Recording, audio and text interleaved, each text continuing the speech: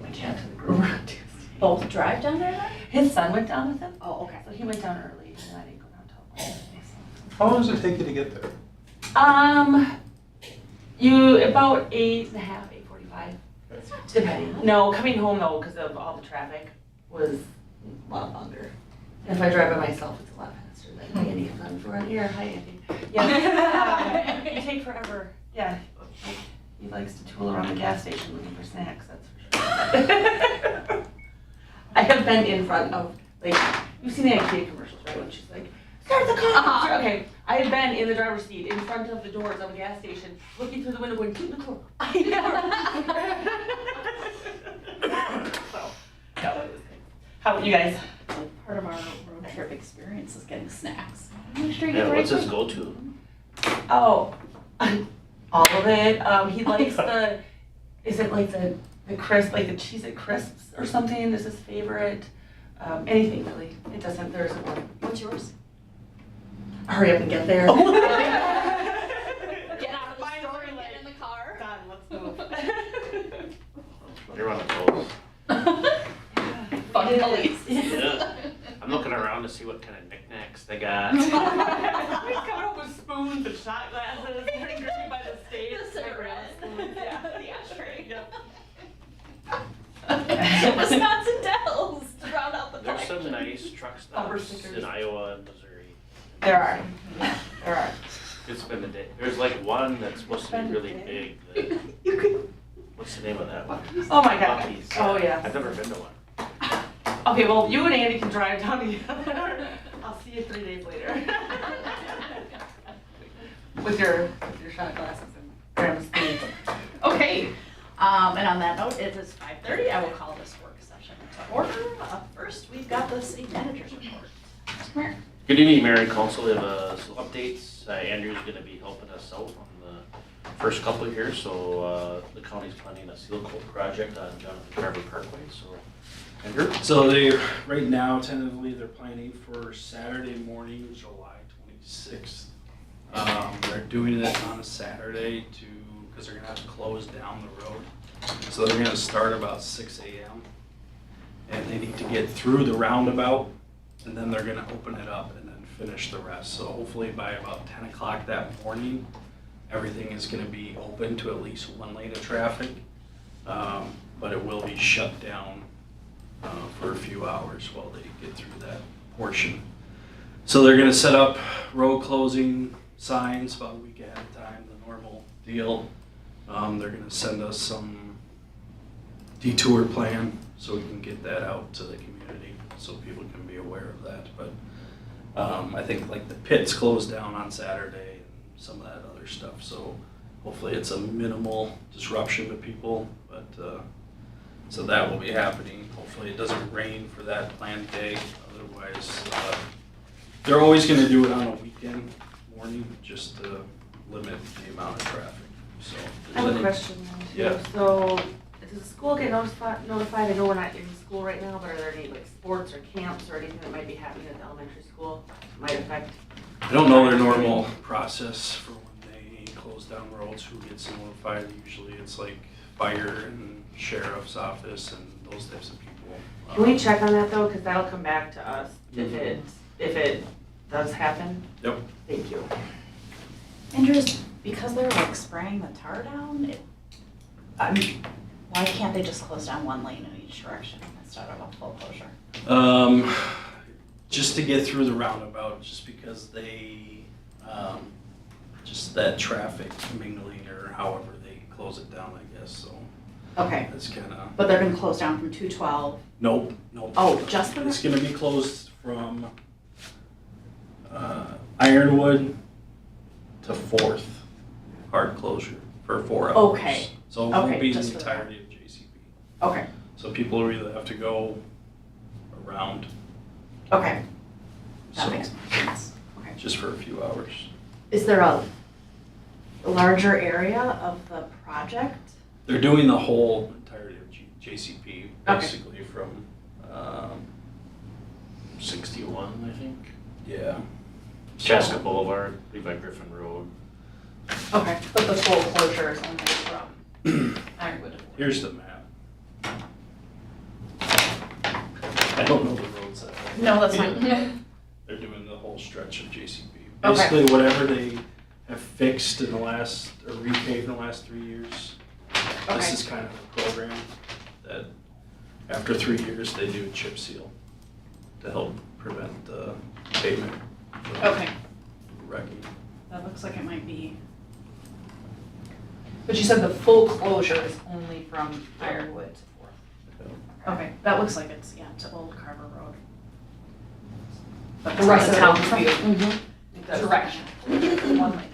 But they'll get us a better map and all that type of stuff. And 150 feet south of 4th Street to 61. So that is the entire length.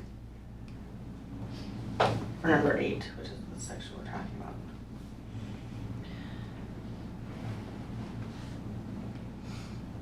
Okay. All right, thank you. Sorry. Pass it around. So that's that project, and then we have Creekside Park schedule updates that we just got today. Next week, they're gonna start the sanitary sewer extension through the park. So we won't have to rip that up again in the future when the southwest extension starts. The following week, they're planning on seeding some of the pavement work that they have left, sports court surfacing, pickleball mats, all that good stuff. Looks like the shelter is also gonna start the week of the 20th. That'll take a couple weeks, and then they'll just have normal punch list cleanup items, but, the grass not getting seeded until late July, it's gonna take a while for that to come up. So I would assume we keep the park closed for as long as possible to let that grass get established. Is it gonna be watered during that time? It's not gonna be watered. It might be. I told them to hook up to the hydrant there and set up some temp irrigation Okay. to at least get some of it wet, but I feel like just before you were with the city in Ironwood Park, we it might have been the same timeline where we seeded kind of late in the season, and I don't think July is optimal for grass seed. it's not. I don't wanna set us up for failure No. there. So, Just a couple of things, so we don't have irrigation in Creekside Park, so we can't irrigate. I think and this is still developing, but I think there is an option where we could keep the dog parks closed and then just provide access to the pickleball court. Can I add, we don't have irrigation, we don't have water in Creekside Park. Correct. So it's not that we're skipping Yeah, irrigation, there's yeah. no water there. Can we have the fire truck, can we have one, they've got a water truck, tanker truck, can they go down and water that? Yeah, I mean, you could, it's just these are like several acres worth of area, so. And the other thing, I'm just saying if it's they- not our seat yet. It's not the city's, I mean, it's still the contractor's responsibility to deliver the project. It's their contract, so, we as staff have little involvement in telling them how to run their job. If the seed doesn't take, they'll have to replant it if you start watering, it'll void our warranty. oh, gotcha. So do we have a year's warranty like we have for JCB? I'd have to look it up, but we have some type of warranty. Okay. I don't have it offhand, but. All right, well then if you Yeah, think well, it's a good idea. Late January? I mean, there's Find out already- though what that is, because if it is something where it's. There's already some of the Time. trees that are getting, showing signs of stress too, so they'll have to replace those and all that stuff. Okay. Thank you. I know, good questions and dialogue, because I feel like it comes back to us as the city, if like, oh, why do you have to resod it, or why do you take out the trees? And sometimes it's just, their residents not understanding that the contractor will eventually make it right. There's also a little bit of a part two, Brent was starting to talk about it, that the dog parks could stay closed or pickleball could potentially open, if you are open to that. Just looking for some discussion and feedback. The dogs are gonna, I love those doggies, but they're gonna rip it up, right? So. No, you- the dog parks would be closed. That's already planned to Yes. for sure stay closed. Yes. Okay, good. So the question is, do we want to open the pickleball courts? I would be okay with opening the pickleball court sooner than, and like with a general message of stay off the grass that isn't growing yet. Like, Is that the only risk to having it open? Yes. Okay, well, you can manage that with signage. Yeah, that's fine with me. okay. And then moving forward, Southwest Area Infrastructure Project, so that's the extension of utilities down to 11 and 40. Also road improvements to coincide with the development of the Summerfield development. So just again, to give you a sense of the scope of this project, pretty massive. Our team has been meeting with the county, mainly Dan Lanis and Erin Schmidt. Have you been going to those, Andrew? But our bigger team, we're meeting every 3 weeks. It's Andrew, myself, Erin Smith, Lynn, and then Erin and Dan Lanis. Dan is heading this project up as kind of a special project. Dan Lanis was our city engineer for 3 or 4 years, maybe 5. Now Erin Schmidt has that role. Dan is masterful at logistics and planning and organization. So the project is big enough to need one person to kind of manage the whole thing. So more to come on that. The 10-year staffing plan update will be presented at your next work session for review. After what seems like 5 years, we're finally got a date from Xcel Energy to repaint the light poles downtown. So planning for that in August. We haven't talked about it in a public setting, but just wanted to note Kelly Trimble's retirement from the fire department and fire chief, and we'll be planning a recognition event at a future council meeting. And then wanted to kind of publicly welcome Tim Walsh as the interim fire chief. Met with Tim today for about an hour and a half and talked logistics and planning, etc. So he's been very involved, but he is game to come to a work session and do 2 truths and a lie. No, all right.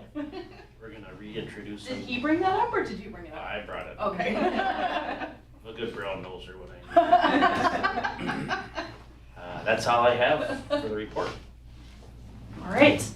Council requests, Kristy. Okay, so back in January of 2022, we approved the housing action plan. Obviously, we had looked at it for quite some time. There's nothing in the packet. I just let Brent know that it was something I wanted to talk to the rest of the council about. So when we're looking at it, and I think I was actually the one who made the motion to approve this. So this isn't because I don't like the plan, but as times change, I think one of the things we talked about is that we would review it again and see how it still works with our city and if it needs any adjustments. One thing that I was looking at, the housing market at that point was cooled a little bit, but it was really, really stiff a couple of years ago, and prices were so high with interest rates and everything.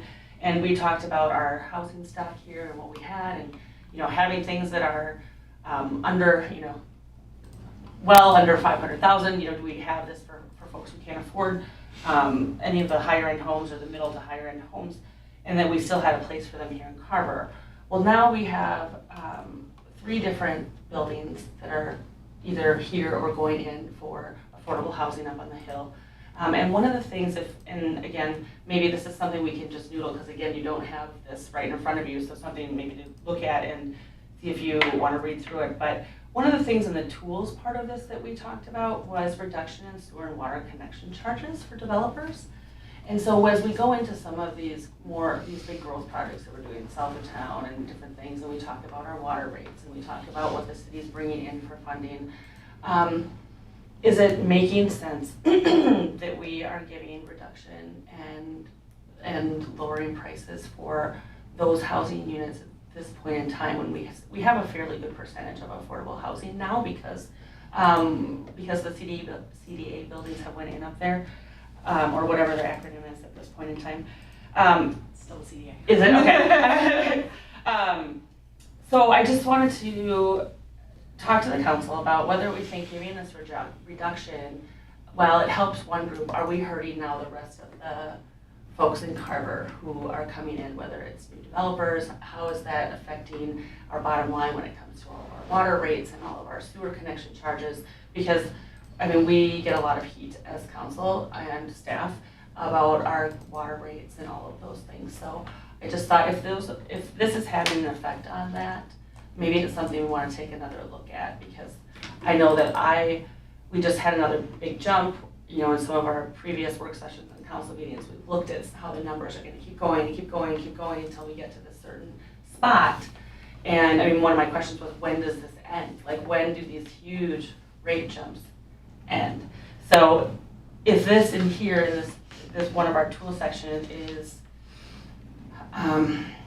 taken away from that, where we could be having a reduction or keeping our amounts steady for our residents now, maybe it's something we look at, that this part of it just isn't working for us anymore.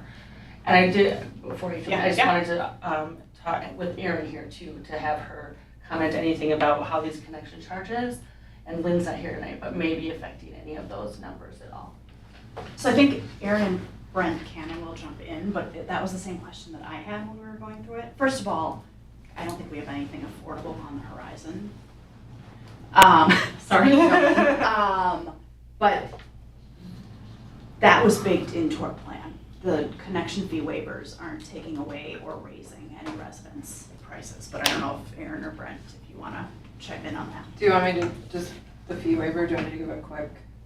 Okay, so the fee waiver program that we adopted in 2022 is based on the amount of affordability in a building. So it's based off the area median income. And if you provide units at 80% area median income, you pay 80% of the fees. If you offer at 50% area median income, you pay 50% of the fees, down to 30. So if you offer at 30% AMI, you pay 30% of the city fees. So the CDA used it. It can't be used for anything that doesn't demonstrate affordability. And then the CDA had to record a document that they would provide these units for 30 years. And if after 30 years they're no longer affordable, they'd have to pay us back those fees. So it's a tool that's used strictly for affordable housing. So the Enclave or Summerfield can come in and say, I want the fee waiver. There's a cap too. Correct, yep. So I don't think we have anything on the horizon for affordable units. So I don't know if there's going to be an application for the program. So that's where we're at right now. So the CDA is the only group that's used it so far. So because we have it available, if someone were to come in and use it, then how does that affect any of our rates for any of our other residents that are here? So we didn't factor in Carver Oaks or Carver Place into any of our long-term documents because we didn't know when they were going to happen. So it didn't adversely affect any planning that we've done to date. Okay. I would say just adding on to that, so the cap is 250,000, and then which is a lot of money, but when you factor in the tens of millions that are in that plan, the 250,000 didn't significantly or even marginally impact the rates. You'd need a larger dollar amount to do that. I'd also offer that the application process is done via the council, so ultimately you decide whether or not you want to approve an application, and it can be just done because you don't think it's beneficial or it might have an adverse impact to rates and charges. So to kind of just maybe clarify Councilmember Mock's point, what you'd really be doing is deciding whether or not you want to keep the fee waiver program, because the Housing Action Plan describes it, I would offer in a general sense. The fee waiver program gives you the ability to do that, and if you wanted to just eliminate the program and not have the council even weigh in on it, then you could do that.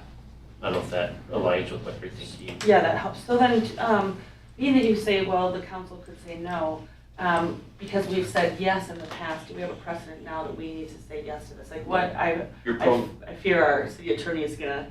Yeah, your program documents allow for that. Okay. So it's kind of baked right in there that the council at its sole discretion, so you could say because of kind of the rationale that you use, that you're based on the impending water treatment plant or some other project, that you just don't think that it's a good financial decision for the council, for the city to do a fee waiver at this time. Okay. And I really brought it up to see if anyone wanted dig further or discuss further, so, or Well, that- question. No, I mean, the response is, we don't have anything on the horizon. I don't see a need to eliminate the tool. I think it's a good thing to have something that might incentivize more affordable homes. I don't think the land use in Carver is gonna support it, though.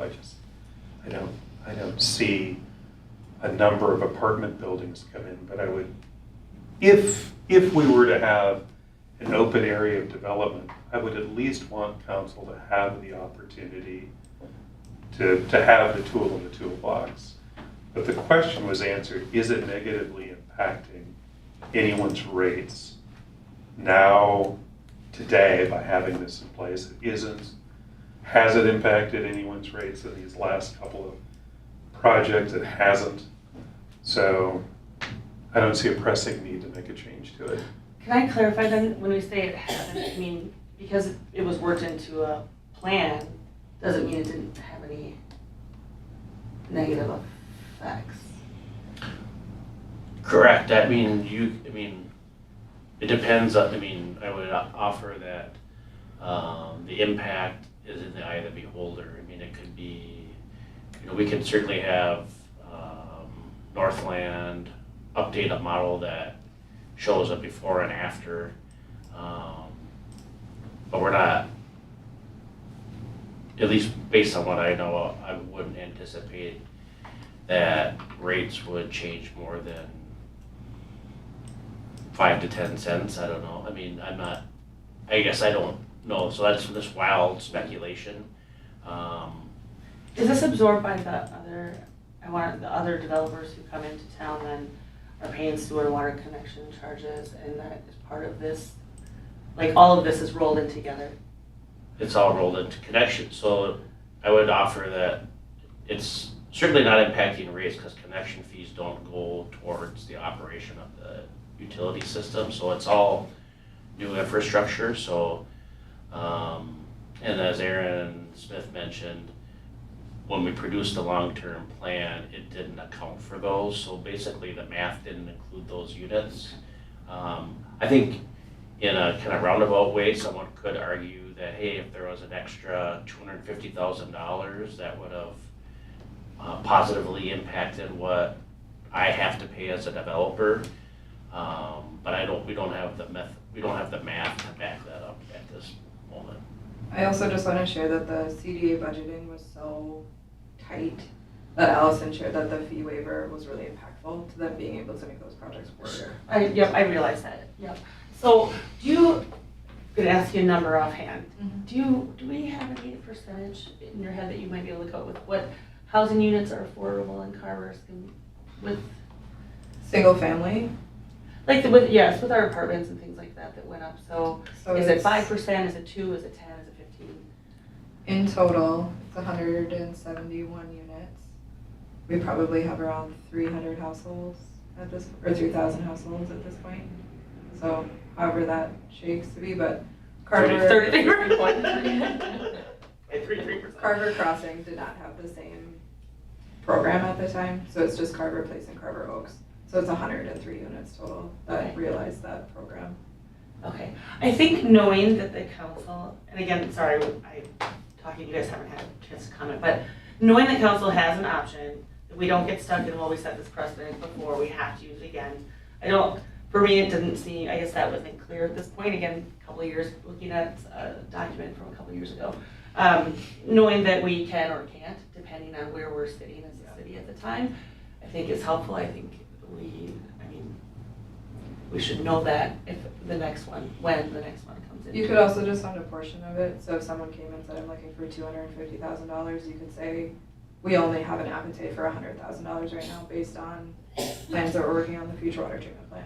So you have a ton of flexibility. Just because someone asks for the total, it's not a yes or no whether they get it. You could find a medium where you feel comfortable too. Okay. Speaking of median, I have a question. So you were talking about the AMI. Is that just for Carver or is it Carver County? I know sometimes that comes up and I just don't remember because. Yeah, we use the county and the Okay. CDA had to use that information for their budgeting and financing. But there are 2 sets of numbers that Correct. people can use. What are the 2 sets? The AMI in Carver by itself is significantly higher than Carver County total. Okay.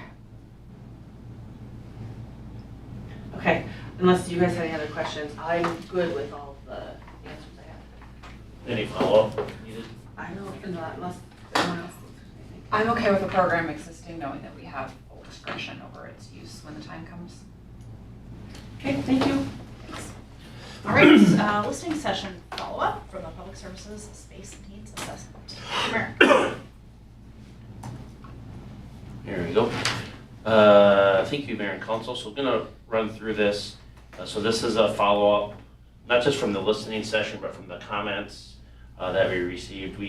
And so this is in preparation for the August newsletter submission. So limited to 2 pages, but we did feel like it was important to not only put out what we learned, but what we shared. So if someone's entering into the conversation for the first time, that they have a full set of what was heard. I'm just gonna also run through, before we get to that document, what I perceive to be kind of an upcoming schedule. Again, this is proposed, so for discussion, so if you see something you don't like or you want something moved around, let me know. The council on the 21st then would consider authorization for architectural services for design development. And that's essentially kind of a preliminary build out year, meaning not what year you're gonna build, but is it, a no year, is it a 20 year, 30, 50, etc. And the reason I would offer that this is important is it's gonna really define what your actual cost is. So if you're able to take land and grading that's out there, building, and really kind of refine it from boxes to like something that we can, I would offer, have more robust community engagement. Although I thought that we got some great comments on the whole.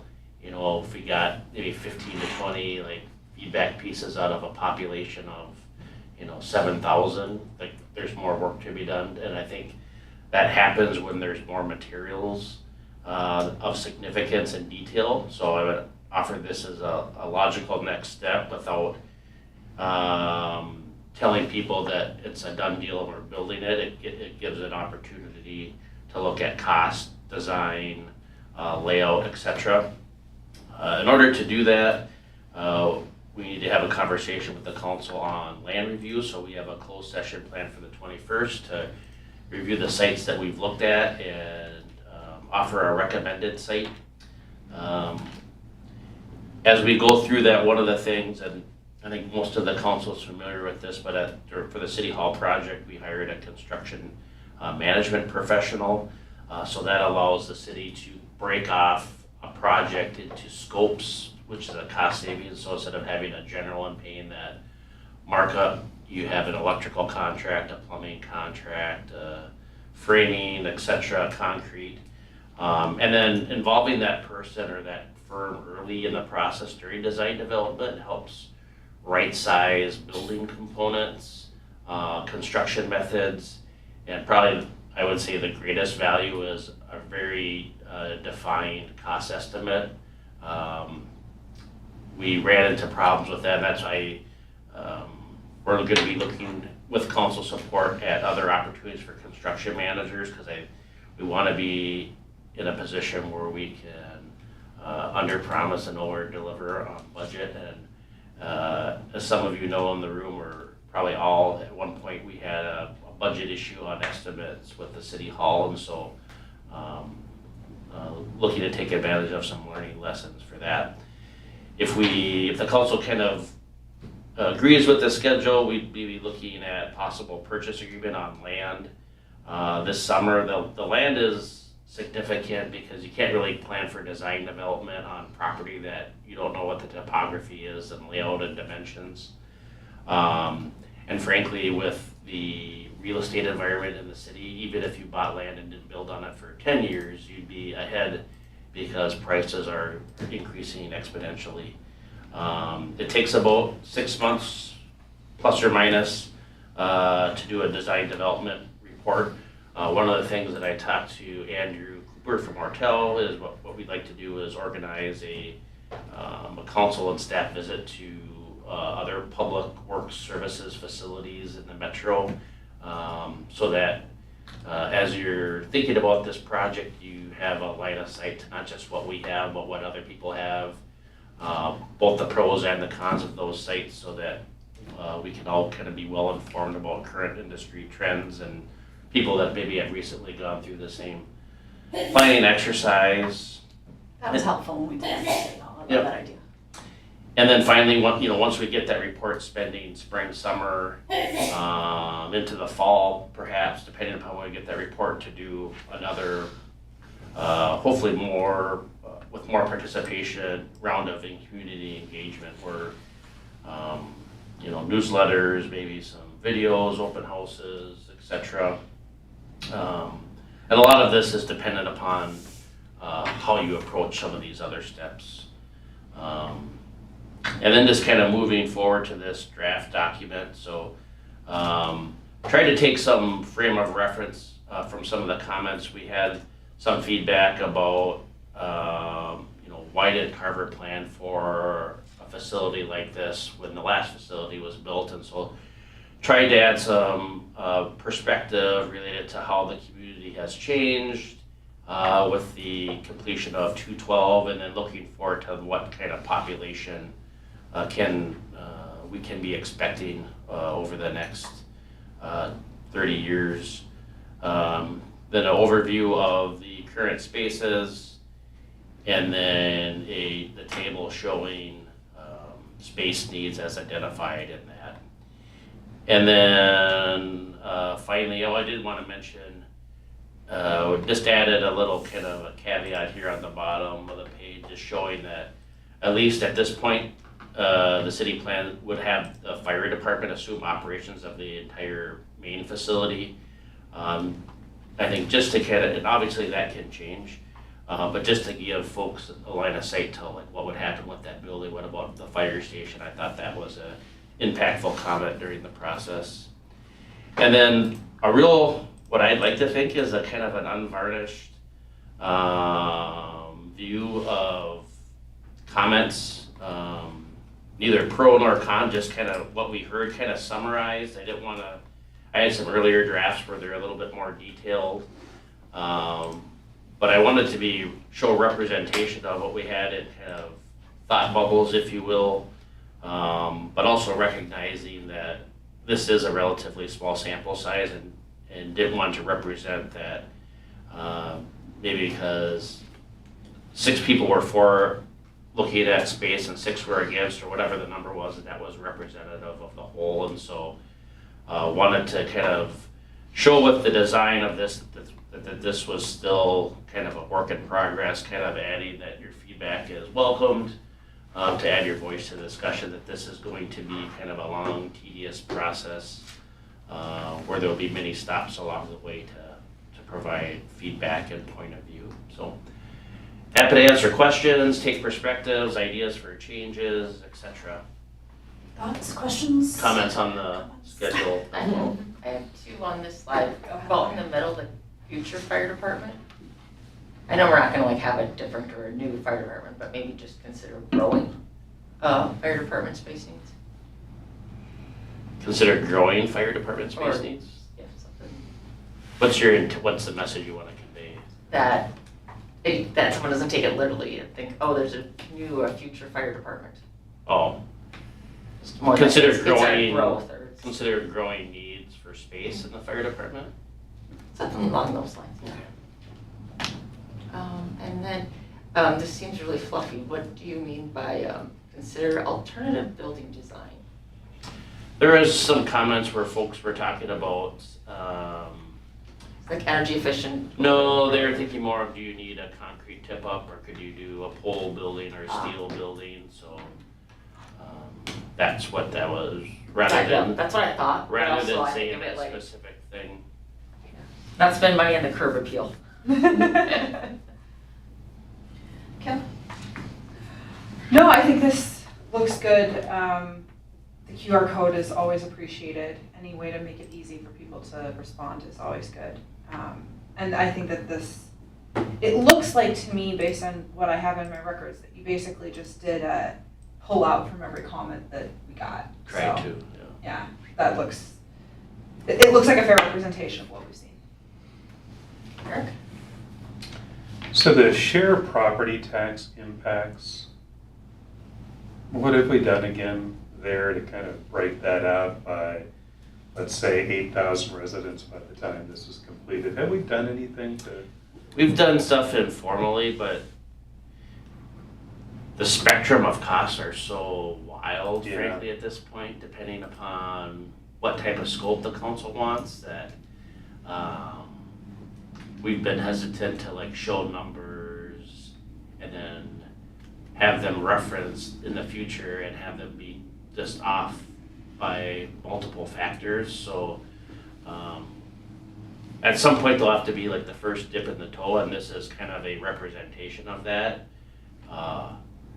My goal, I would offer that we wait to do that until we have design development done and say, okay, you can get this for that, and then everyone can make their value judgment. I just worry that maybe some of the fear here is what people see like in a school referendum where it actually makes a huge impact in what your total taxes are. You know, that this may be less than people are expecting a project of this scope to impact them. I don't know that, Right. but that's probably the fear, is some large school referendum size Yeah. line item on their taxes. And, you know, a flaw to even that methodology is that it's at like, let's just say someone says it's gonna increase your taxes by $12 a month. Well, that's that project in a vacuum. It doesn't consider the entire budget that you're also approving. It doesn't consider what the school district or county does. So Yeah. it shows a time and place with this project on its own with several variables that are not committed to fact at that point. But it does give you a snapshot of like, okay, more or less this would be the impact.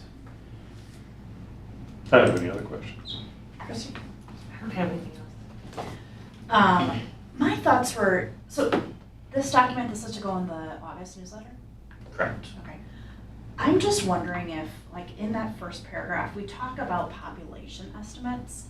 Is there any way that we can use a more, like, public services specific example? So, of like, in 2008, we had 1 or 2 snow plow trucks.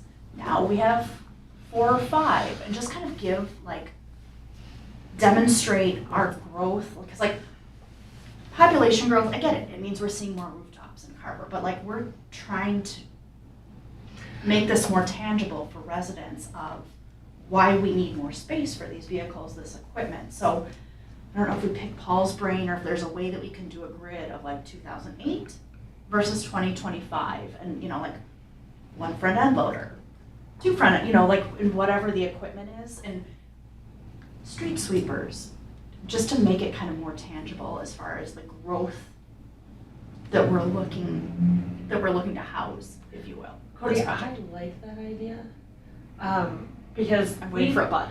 Yeah, no, we look at this and we think, okay, because our brains are, you know, we look at this all the time, right? Okay, 2,000 people, and now we know we're at this and we're at this, but I don't think every resident, I think it's gonna, as a resident, if I was just reading it, saying, okay, and this year we had, sure, we had 2,000 residents and now we have this many, but yeah, we had 1 snowplow, now we have 7 snowplows, or we had 3 employees, now we have 15 something. I think that might be very helpful to the resident, right, who doesn't look at this stuff every other week like we do or more. Right, and I, you know, like, we all know that we last did, and I say this, that we all know, because I wouldn't know it off the top of my head without looking it up. We all know that we did a equipment certificate in last year, whenever it was, you know, and we got new stuff, but our residents don't know that, and they don't know that the plow truck that plows their street is brand new, or if it's been around for 30 years, so. Is there a way of incorporating that, please? Well, say more, like, are you, in my mind, I'm envisioning, like, so what's the year that you're starting from? What's the foundation year? I just 2003. pulled out, well, sure, like, maybe it's 2003, When the facility was when the built. facility was built. and kind of take a look at it then. Even though, like, I think we're gonna have to decide on a date and kind of stick with it. I'm sure they built that facility with room to grow in 2003. But I think if we could just demonstrate the growth in the equipment and tools and probably even public services staff. I think there's like physical real estate space and a story there for if you did 2003 to 2025 employees and like vehicles, but there's not, if you did like snow plows, skid steer, like I think that there's, I don't think that there's space to do like an exhaustive list. No, So if we did totals, if that's like Yeah. the snapshot you're looking for, And break it into what makes sense, like, yeah, okay, so we have, you know, at this point, we had one pickup truck, right, or we had, you know, 2 pickup trucks, we had park maintenance vehicles, whatever that is, we had 9 snowplows, or we have 9 snowplows. I can't remember, just, something so you can see that little bit, however those groups just sort of bunch together of equipment. I think even a small snapshot of that is gonna help people a lot more to understand what that need is than this list of numbers here about population. and I think it can be the high level, like number of employees, number of vehicles. Maybe there's an other, you know, number of, I don't know, equipment's different from vehicles. I just think it would be good to show that growth, because like our regular average Carver resident isn't gonna know what a sewer jetter truck is. I know that I'm saying that wrong, you know, but like high level that demonstrates how much growth we've had in that well, that's why, like, department. if you're okay, would you be okay then if it just showed employees, vehicles? Yeah. Cause if we have to say like sewer jetter No. or No. skid steer, So when we say vehicles though, I mean, is that, we have mowers and things that That's a are in vehicle. there, right? So are we just going to, if we're going to say just vehicles, so that people realize that's not just Vehicle- pickup truck, right? Like, vehicles and Vehicles equipment. slash equipment, Yeah. so it's not just the number of pickups we have. and you'd be like,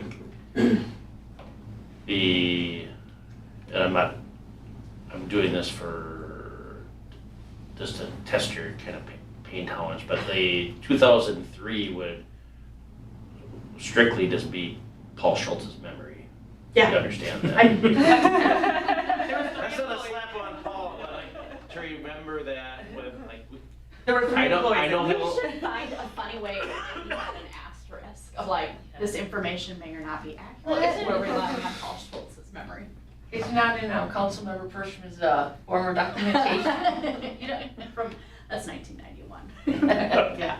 So, yeah, I think we're okay. Yeah. With relying on Paul's memory. okay, I just, sometimes, like, I'm just thinking of unintended consequences where sometimes a resident will like put it to you on that, like, how do you know what you had in 2003? Just wanted to be clear, like the response would be a 25-year plus employee said that's what we had, but I don't have a document that shows that. Yeah.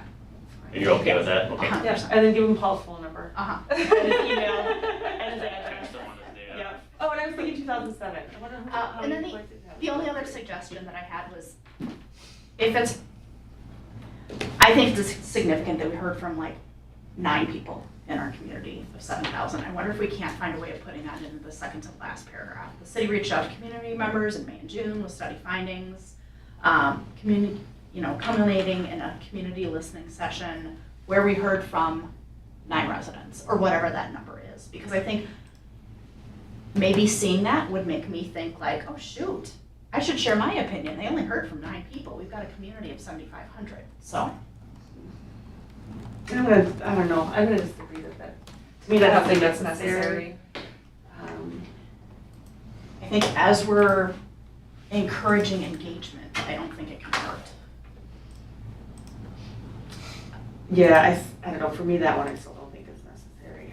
All right. You want to opine, Eric? I think when you have this little turnout, you know, people don't engage unless they feel something is going wrong, really.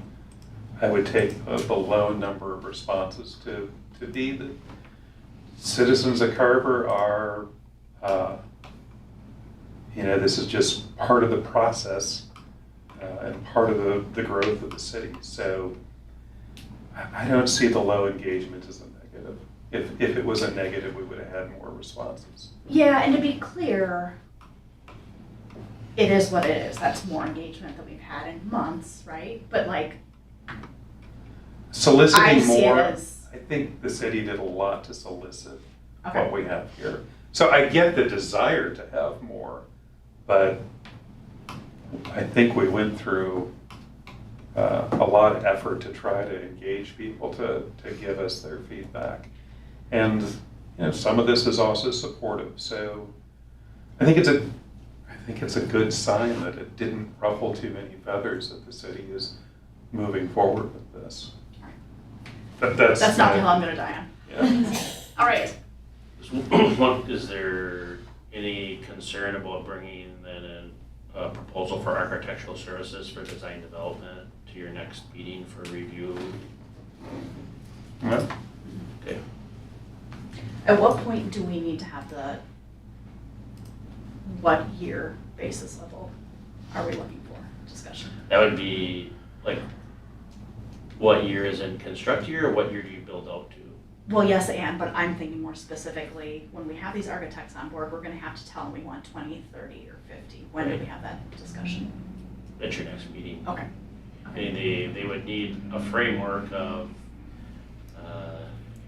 design a building out for, I'll just use a number that's not available, 25, I mean, you could say that, but 25 years, then the whole building kind of program would be designed around that. Doesn't mean you can't change it, it just means like your full investment would be in what a building would look like at that point and then how you would grow onto it, but everything would start from that point. So if you could specify that, that would be very helpful to the process.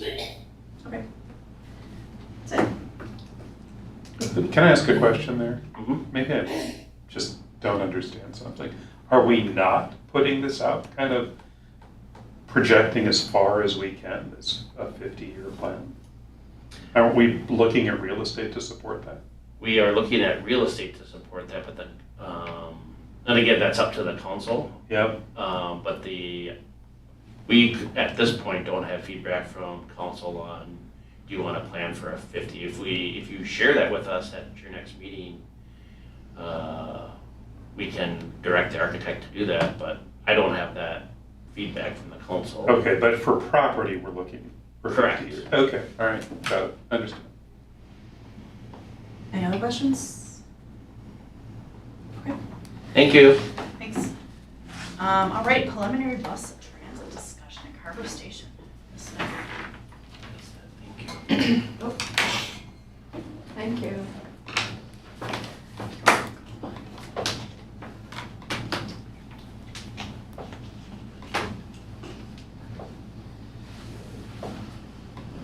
Okay, thank you. We're gonna have a discussion tonight, part one of a two-part conversation. Part two will be at the July 21st City Council work session. So we're going to be talking about Carver Station, which is something we've talked about really frequently in the past couple of years, just with trends that have changed through COVID and then understanding that our grant dollars are coming to a close. So a little bit of feedback, or not feedback, history of Carver Station. It was originally funded by what we refer to as a CMAQ grant, or the Congestion Mitigation and Air Quality Act. There was a ton of funding sources that came together for the project to be under construction. So it was a CMAQ grant, the CDA contribution while they were building Carver Crossing. It was a land donation, the Carver County Highway Department, and the City Water and Sewer Fund. So it was a lot of partners coming together to create this grant program that funded Carver Station. So these grant dollars are coming to a close as we have worked through several years of Carver Station, which was not anticipated at day one. So originally in 2015, when Carver Station opened, grant dollars were anticipated to provide service for 3 years. 2025 is the 10th year of service out of Carver Station, largely due to low numbers of ridership. So COVID definitely played a massive part of this. We were projecting much higher numbers in 2015. So we've been able to extend the grant for several years beyond what we thought was going to be 2018 for closeout. So Erin, that was just, we got a lump, and when it ran out, the lump of money ran out, that's why it's Correct. ending. Yep, so we haven't run out yet. We're anticipating early, probably 2026, probably in the first month or two of 2026, funds will be expended. For clear messaging and expectations, we've been working with Carver Station to have the discussion that fixed route service will end December 31st, 2025. Just so it's not February 13th, we're gonna shut down service. It'll be a clear break at the end of 2025. And I wanna be really clear that Southwest Prime and Prime MD are not impacted by Carver Station changing, growing, evolving, et cetera. That's a separate contract that we have with Southwest. So not part of the discussion tonight, a service that we'll continue to offer should the council choose to do so. What about special events like State Fair and Renaissance? Yeah, that's a good question. I would say, based on our relationship with Southwest, with Prime and Prime MD, I think we could be good partners and share that together. It's not defined right now in either of our contracts, but with the success of them, I would like to say that Southwest would probably partner with us if we continue to have the parking space available. I also mentioned that the building and the parking lot belong to the city. So everyone, at the end of the day, everyone's come and gone. Carver Station and the parking lot are city property. So when the service ends, we suddenly have 400 parking stalls in town, which has been helpful for a lot of reasons. Like it's a lot of overflow for Ironwood Park, Carver Elementary, event parking, construction parking for Carver Place and Carver Oaks. So just keep that in mind. At the end of the day, those will continue to be city property. So what we're looking for at the July 21st meeting and looking for some feedback from you about what's next is Met Transit will be here. So the transit group from Met Council will come in, give an overview of what they offer, what they can provide to the city of Carver, some information about what transit will look like moving forward. So we'll talk through what it will look like when that operations grant does end, what happens with Carver Station, what does it look like. Options for funding local transit in Carver going forward. So there are people that rely on Carver Station for transit. So we want to have the conversation, what does it look like moving forward past 2025 when there's no longer service directly out of Carver Station, and our options for future transit service. So going over all of this information with Met Transit, just to give you an overview, a really clear vision of what they're working on, what they could maybe provide if we want to enter into an agreement with the transit taxing district. So all of that information. So what we're looking for right now is just feedback, questions you might have for Met Transit that they could start thinking about in the next 2 weeks before they get into this room, so they can be prepared with some information if you want data, some facts, etc. Do you know what ridership per day is right now? And how many routes? Not off the top of my head, but it's, I think, one hand of riders. I actually looked at the report that was in last month's, and I just did like the top, in what we can see in that grid that we're all familiar with. The top number was 203 passengers in June of 2023. That was the first highest, then 168 in October and November of 2023. And then the highest one of this year was March with 141 passengers. For a month? For a month. So there Okay. were 21 work days in March, that's 6.7 passengers a day. And I assume that a passenger is a passenger To and from? each. So it'd be 3 people. That's what I'm thinking. Oh. Just to set some context, Yeah. in the preliminary discussion Erin and I had with Met Transit, there isn't a scenario that we're available or we're made aware of where there'd be any chance of continuing bus service out of Carver. So it's just a matter of understanding how maybe the grant closes, and there was a inkling of a possibility that they had to do some more research where they would consider if the city joined the transit taxing district, they would apply an amount of money towards servicing Prime, which would be a totally different model than they've ever presented. And so we'll probably find out more on the 21st, but it creates a kind of a policy decision for the council, if it's available, where do you fund that service out of the general fund with levy dollars, or do you fund that service as a segregated tax? And again, so many details, so many questions asked, but That's never been presented to the city as an option, and so, I say that with like extremely like bated breath, cause it's like, there are probably anybody, the tens and tens of people that watch Thank you. this are probably gonna be like, well, you can't do that, and so like, it's a kind of a half-baked idea right now that they're investigating, but, we wanted to at least kind of give you a sense, that they're studying that.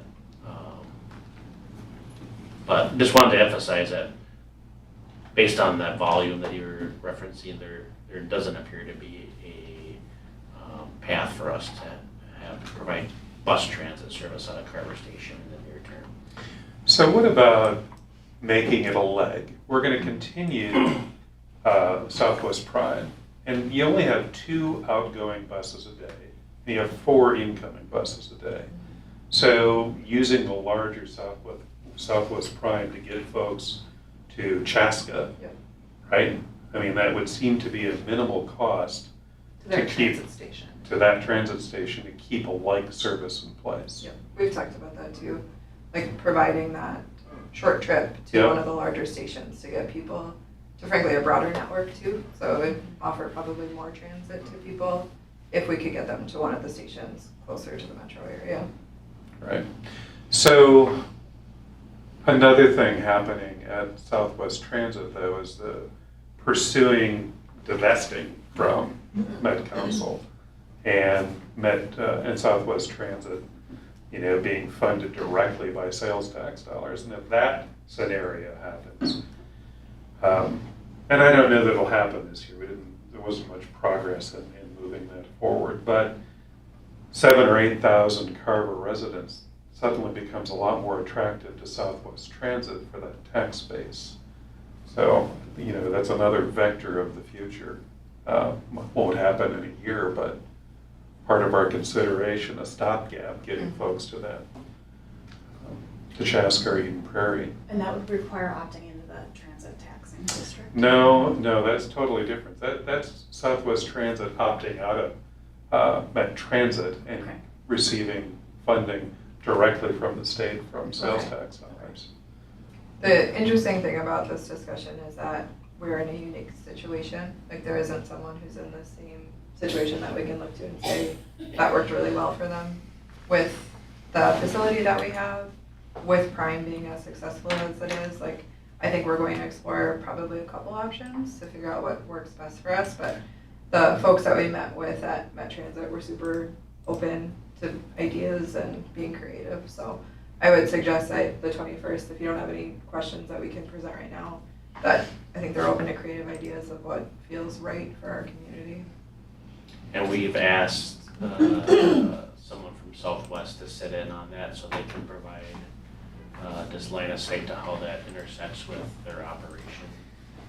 Because at this point, we can't, for bus service, we can't contract directly with Southwest because we're not a member of Southwest. So we go through Met Transit, who allows us to contract through Southwest. What changes if Councilmember Hirschman's comments, come true at some point where the tax structure and kind of governance model changes.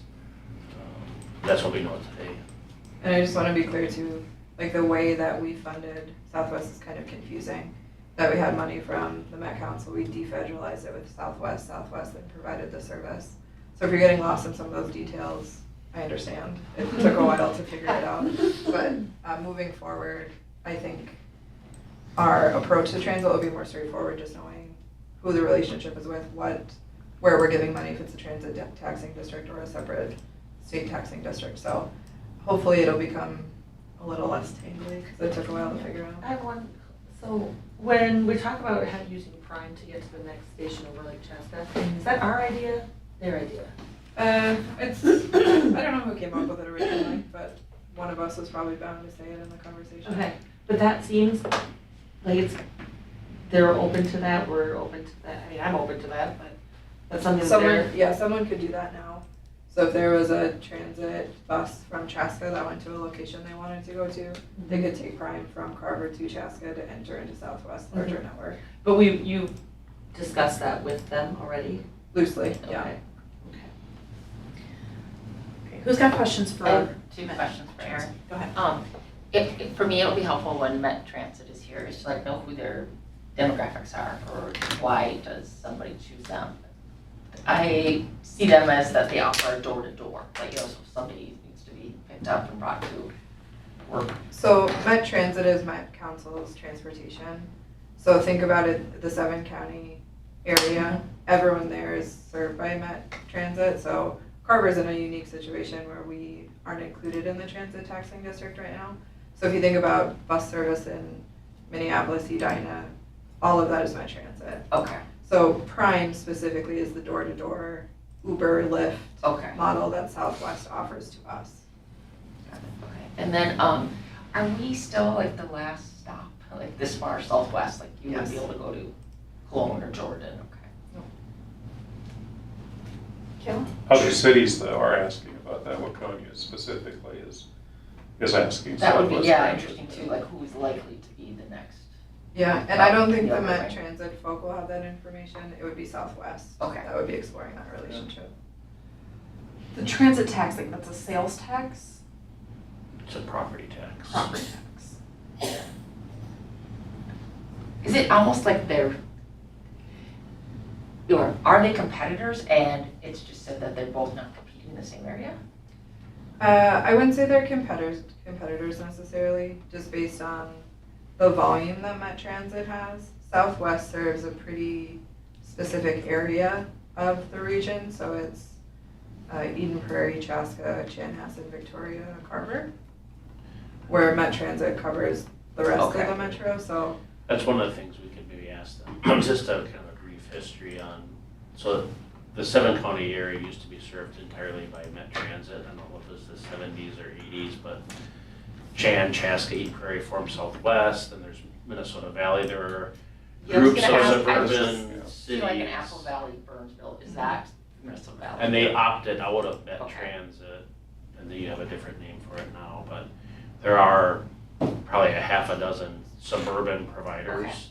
that broke away, and since then, the legislature has decided to not allow any additional opt-outs. There needs to be special legislation, which puts us kind of in a sticky wicket because we would be one of those opt-out communities if we joined or attempted to join Southwest. So we could ask them to do like a little background on how this end was all constituted.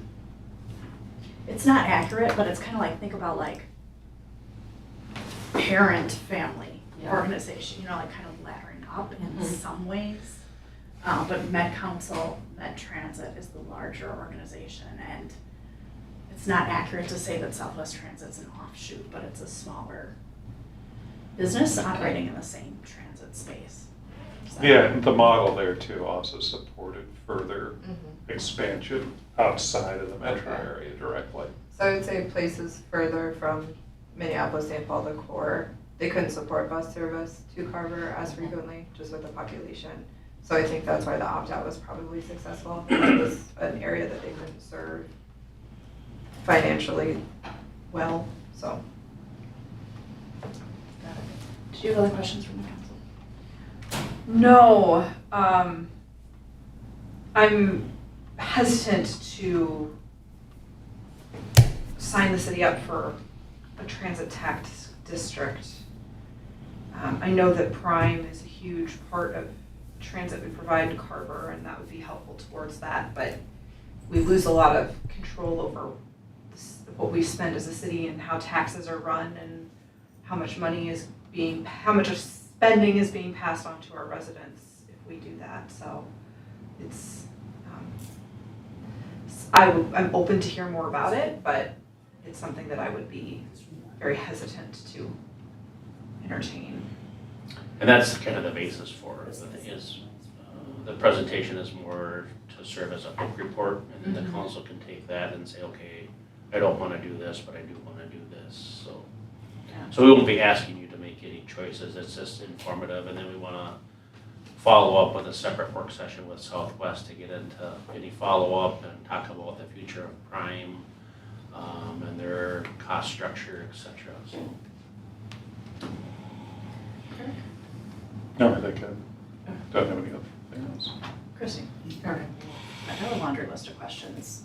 But this is probably a question, and I can email you this.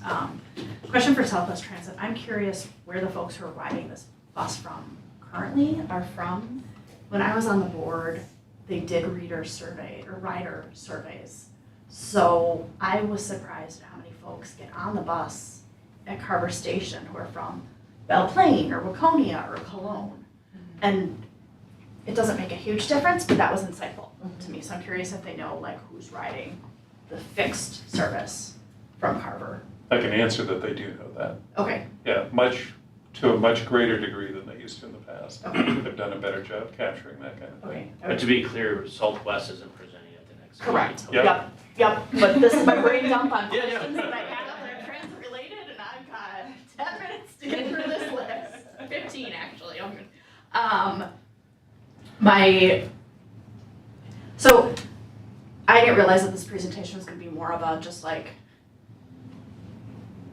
our marriage counseling before we break up with them. But so like Uncoupling. uncoupling, thank you. Uncoupling. So I just like, what are our options for fixed route transit? It sounds like we've already talked through that and there are none. What will those fixed route cost the city of Carver? What will it cost our residents? Again, that's probably was a good question when I was on the couch Saturday afternoon reading the packet, but not now.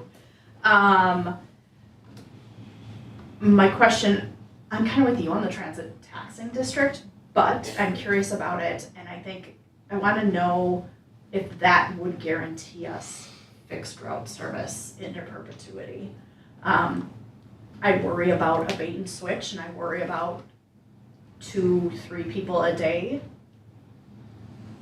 And I would have to take their side that that's not a great fiscal decision. So just kind of curious about what that would mean if we do opt into that. Let's see. Questions on what the transit taxing district will cost residents. I've taken a look at what it's costing folks in Chaska, and it's minimal, but it's still a tax that I don't love. Sorry, I'm just going through this. Let's see, and then the only other thing, like generally speaking, what I hope to get out of this work session is like clarity, not, oh, we could or we may be able to do this, like we're making some decisions right now as to how we're gonna go forward. So this like, could we put money into Prime if we went in the taxing district? You know, like I want to know and be well informed before we're making these decisions, which I don't know will be the case, but just putting it out there. Yeah, and I don't think we'll get there at the July 21st meeting. I don't think you can ask, if we enter the transit taxing district, will you fund Prime? I don't think they'll say yes or no, but Yeah. they could say, maybe we'll think about it, we'll get back to you. And then in the future, we'll ask you to make some decisions up, down, of what you want to do. I do have a question. So, continuing on with Prime without this, I guess I need to better understand that. In that, what a resident pays, what the city pays, is a fraction of what the actual cost is to Southwest Transit. They're getting that revenue from that council right now. So how does it go on? How does Prime go on?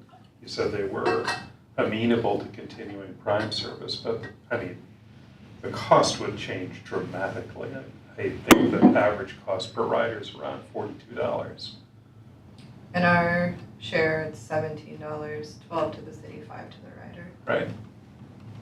So, It'll be an interesting comparison to moving forward, like what the tax impact is of Prime, funding Prime through the city versus what it would cost if Met Transit was open to it, if we could join the transit taxing district, use that money, what the comparison would be for a resident, so. do we have, I mean, is that discussion part of what we'll get from Met Transit though? No, I didn't think so. I think we could get some general numbers of what it costs to join the transit taxing district. Lynn could probably figure out what Southwest costs a resident on an annual basis. Okay. You'll get a whole list of ingredients from the Met Transit folks on the 21st that you can use to help talk about Prime when Southwest is here.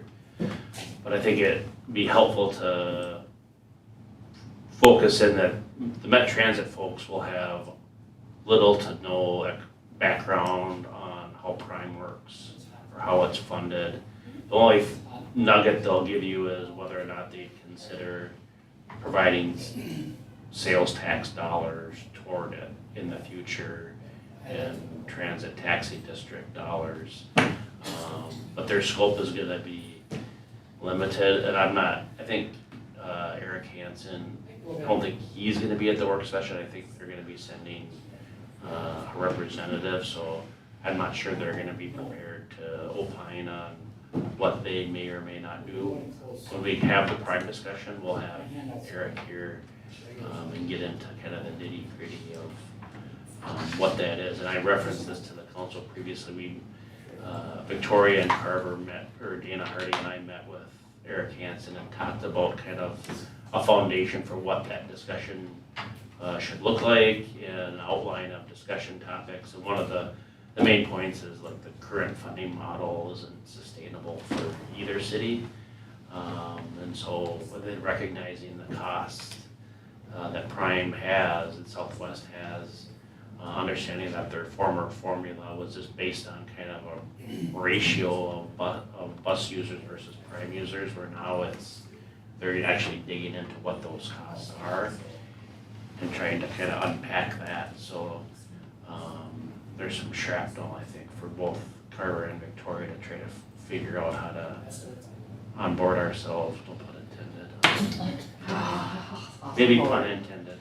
It was intended. It was, we still don't like it. Okay. Any other questions on this? All right. Okay, then that brings us to getting ready to adjourn. I would introduce motion to adjourn. I'll make a motion to adjourn. Motion by Councilmember Frischman. I'll second. Second by Councilmember Sarah. All those in favor say aye. Aye. Opposed, same sign. Motion passes. All right.